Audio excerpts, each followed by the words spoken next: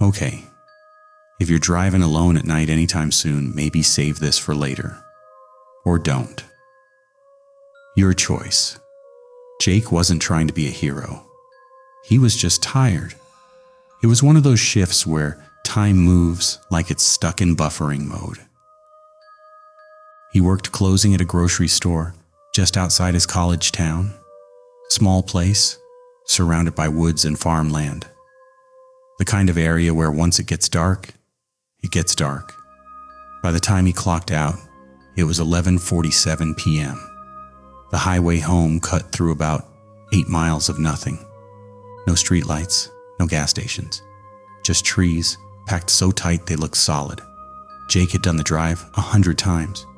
Tonight felt off. Not dramatic, not horror movie thunder and lightning. Just quiet. Too quiet.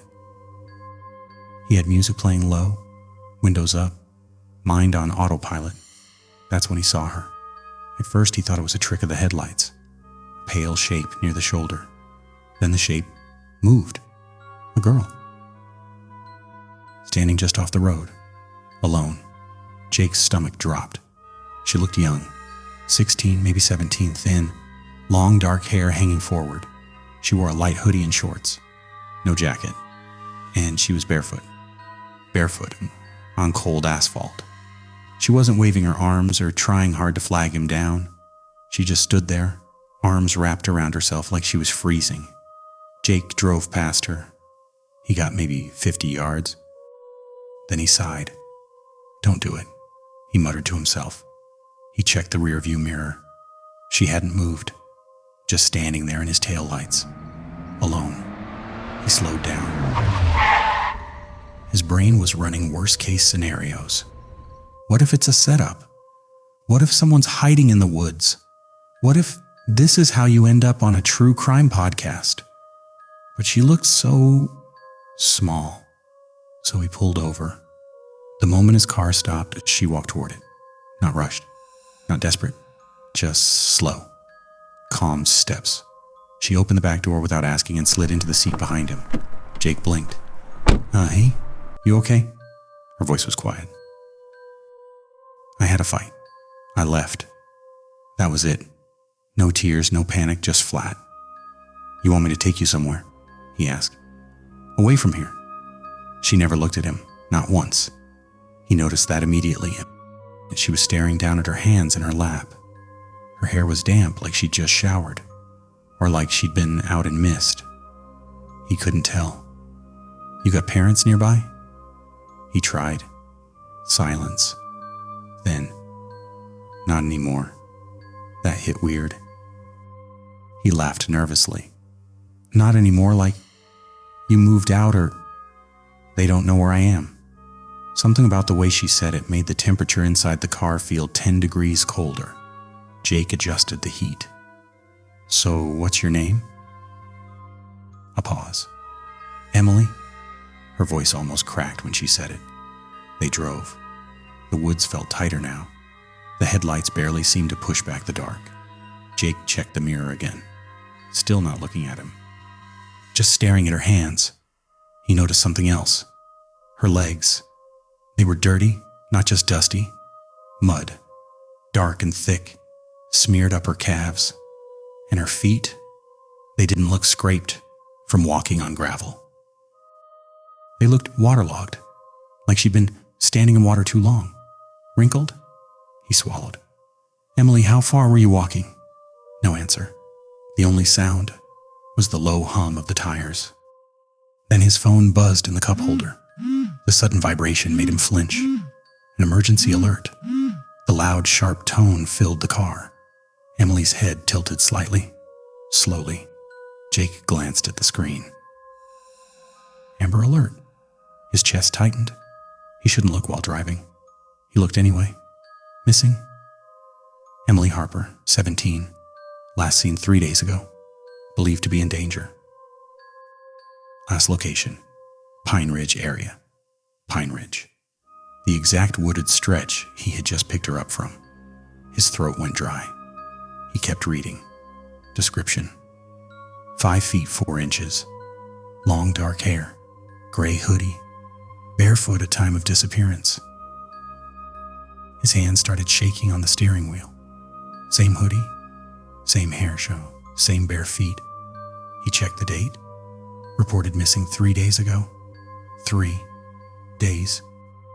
Slowly, Jake looked up into the rearview mirror. She was staring at him now, for the first time. Her eyes looked wrong. Not glowing, not black. Just dull. Like a light didn't reflect in them correctly. "You said your name was Emily?" he said carefully. Silence. "You've been missing for 3 days?" Her lips twitched. Not a smile. Not quite. "They've been looking," he continued, voice cracking. "Your parents, they never found my body." The words landed like a brick dropped into water. Flat, heavy, cold. Jake's brain refused to process it.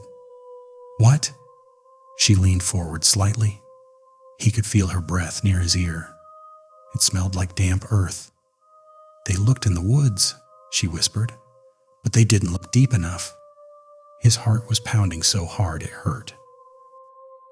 "That's not funny," he said. "If this is some kind of joke." "I tried to run." Her voice sounded farther away now. "From who?" he whispered. She didn't answer. Instead, she asked, "Do you know what it feels like to not be able to scream?" Every hair on Jake's arm stood up. He slammed the brakes. The car screeched across the empty highway, tires burning rubber. They stopped sideways across the road. Jake whipped around in his seat. The back seat was empty, completely empty. The door was still closed, locked. No sound of it opening. No movement, just empty. Jake's breathing came in sharp gasps. "This isn't real," he muttered. "I'm tired. I'm hallucinating." Then he felt it, cold. His hand was resting on the center console. Water was dripping off his sleeve. He looked down. The seat behind him, the entire back seat, was soaked, not damp, soaking wet, like someone had just climbed in after falling into a lake and mixed in with the water. Mud. Thick, dark clumps smeared across the fabric. The smell hit him seconds later. Wet soil. Rot. Jake didn't drive home. He drove straight to the nearest gas station with lights and people. He didn't tell anyone what happened. What was he supposed to say? "Hey, I picked up a missing girl who told me she was dead and then evaporated." Yeah, sure. He went home. Didn't sleep. At 9 a.m., he called the police tip line. Anonymous. He told them they should search deeper into Pine Ridge, near the old drainage ditch about a mile past the highway shoulder. "How do you know that area?" the dispatcher asked. "I just have a feeling." They searched. Around noon, Jake's phone started blowing up with local news alerts. Breaking. Body discovered in Pine Ridge Woods. He couldn't breathe as he read. A shallow grave. About a mile from the highway. The body had been there several days, buried poorly, like someone rushed. Officials confirmed it was Emily Harper. Preliminary reports suggested she had tried to run. There were signs she'd been alive when buried. Jake dropped his phone. His mind replayed her words. "Do you know what it feels like to not be able to scream?" The police released additional details that evening. Emily had likely been killed 3 nights before he saw her. 3 nights. The exact timeline of the Amber Alert. The exact time she would have been lying under that soil, alone, in the dark. Jake tried to tell himself there was a logical explanation. Shock, sleep deprivation, suggestion from the alert.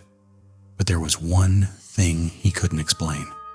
He had never driven that far down the wooded stretch before. He always took the earlier turnoff.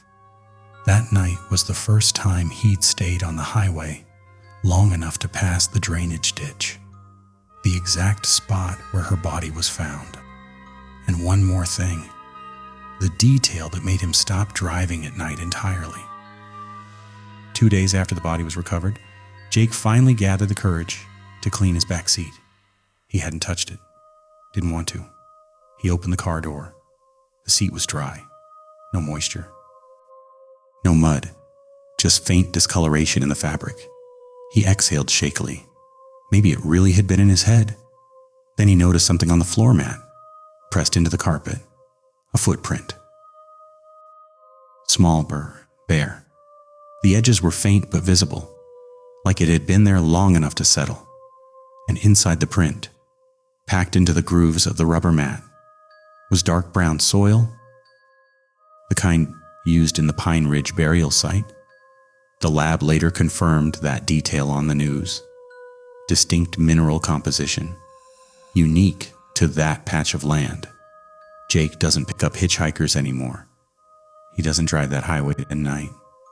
But sometimes, when his phone buzzes with an emergency alert, he feels the temperature drop. And once, last month, while sitting at a red light near campus, he glanced into his rearview mirror, just for a second. The back seat was empty, but the reflection looked wrong, like someone was sitting just slightly out of frame. And for a split second, he smelled damp earth. So if you're ever driving late, and you see someone alone on a dark stretch of road, barefoot, shaking, and they refuse to look at you, maybe keep driving, because sometimes they're not trying to get home. They're trying to be found.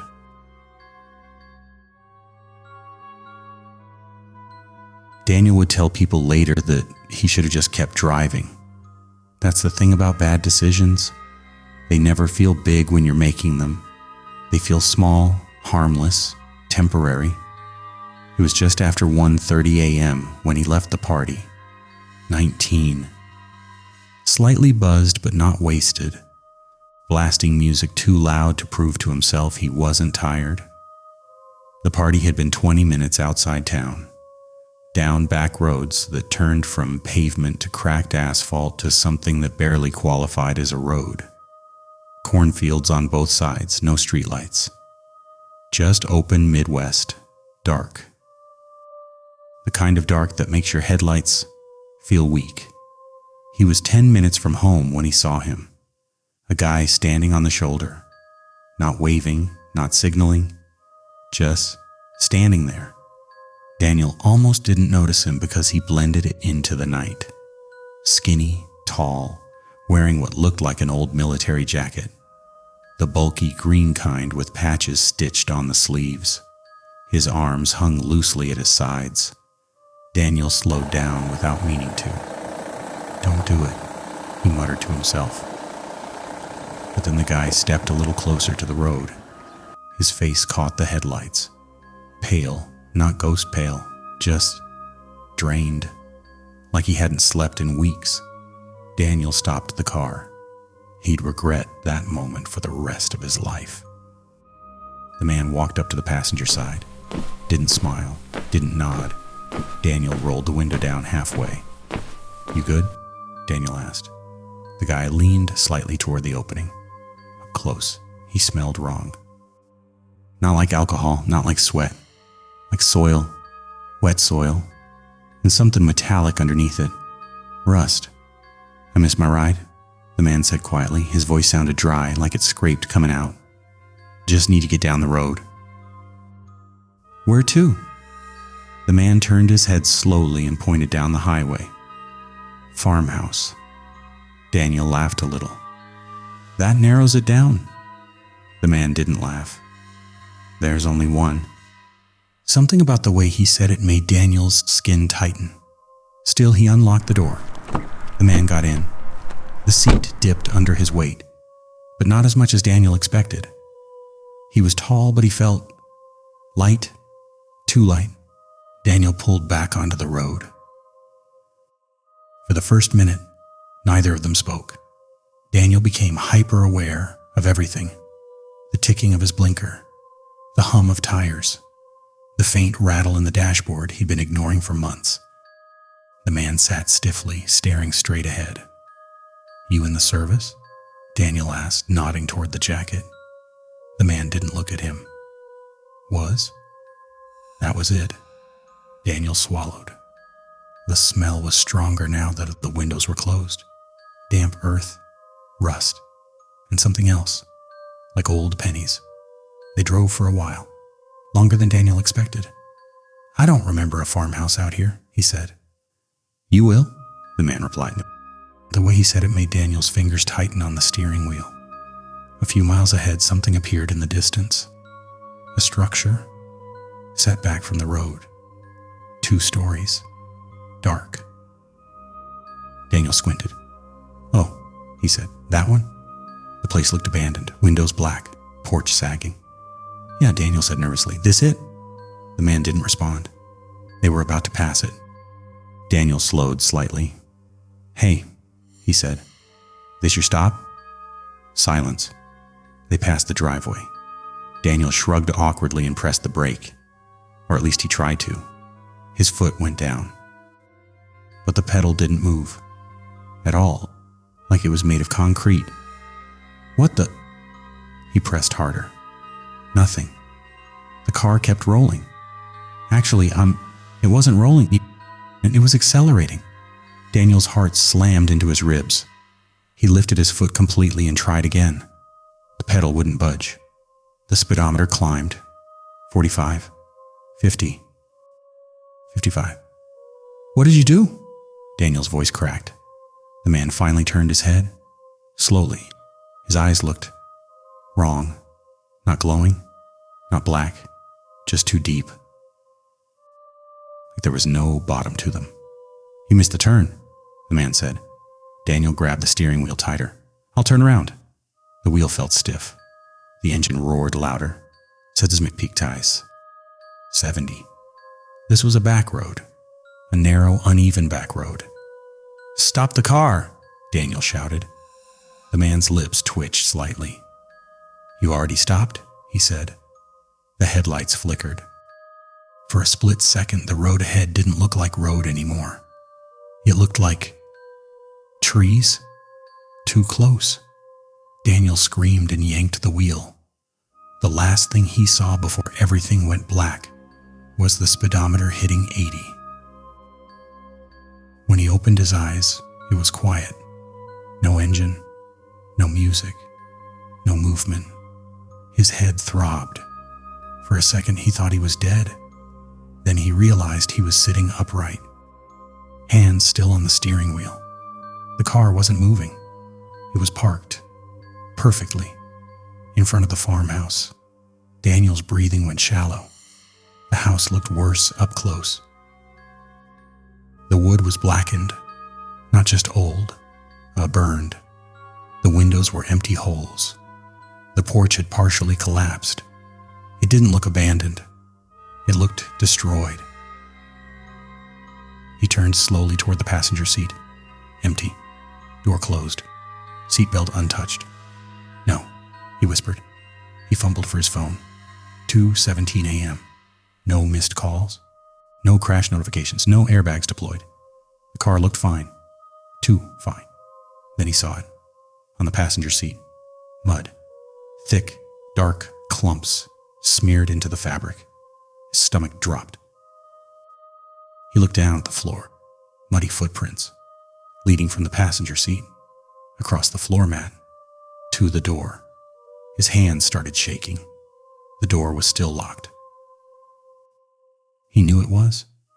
He hadn't heard it open. He stared at the mud trail. It continued outside the car, across the gravel, toward the farmhouse, each footprint clear. Distinct, deep, like whoever made them was heavier outside the car than inside it.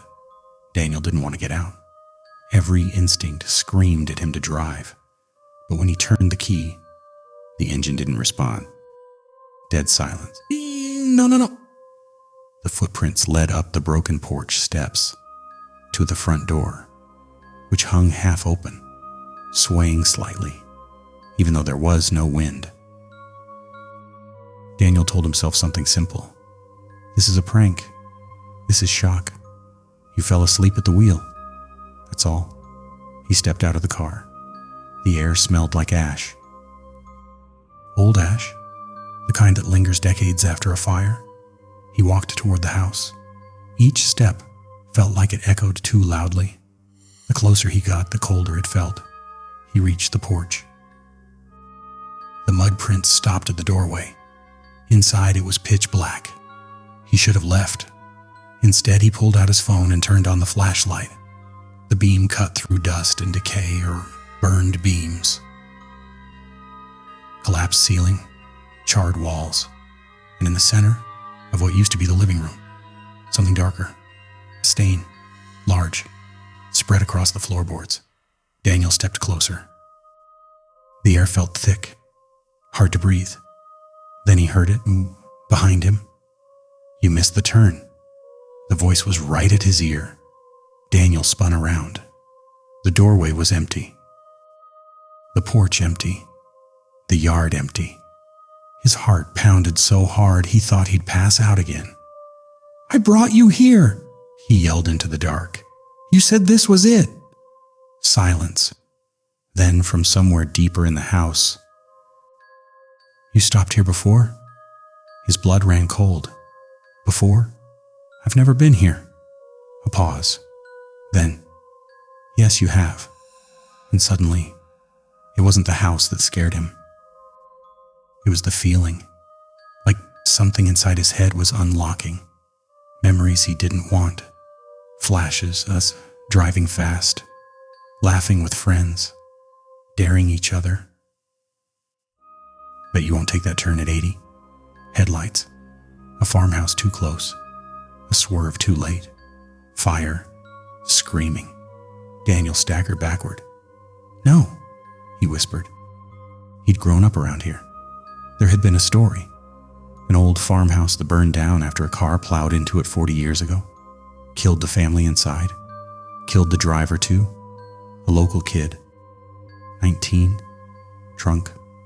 Daniel's birthday. Same day. He'd always thought it was just a creepy town story. His flashlight flickered, and in that brief stutter of light, he saw them. Figures standing inside the house. Burned outlines of people. Frozen. Watching him. The skinny man stepped forward from the shadows. The military jacket wasn't green anymore. It was charred. Melted into his skin. His face blackened. Cracked. "You missed the turn," he said again. Daniel's mind snapped. He bolted for the car. He jumped inside. Turned the key. And this time, the engine roared to life. He slammed it into reverse and sped away without looking back. He didn't stop driving until he saw the first gas station lights miles away. Shaking, he Googled the farmhouse. Old news articles popped up. 1976. Tragic fire. Claims family of 4. Cause: a speeding car lost control and struck the home. Driver killed on impact. Name: Daniel Mercer. Age 19 is his exact name and his exact age. Daniel stared at the article, nausea rising, and that wasn't him. He couldn't be. He checked his driver's license with trembling hands. Name: Daniel Mercer. Age 19, birth year 2007. The article photo loaded slowly. A black and white image of a teenage boy standing beside a car. Skinny. Wearing an old military jacket. Daniel dropped the phone. When he looked up, in the reflection of the gas station window, the passenger seat wasn't empty anymore. And this time, the man was smiling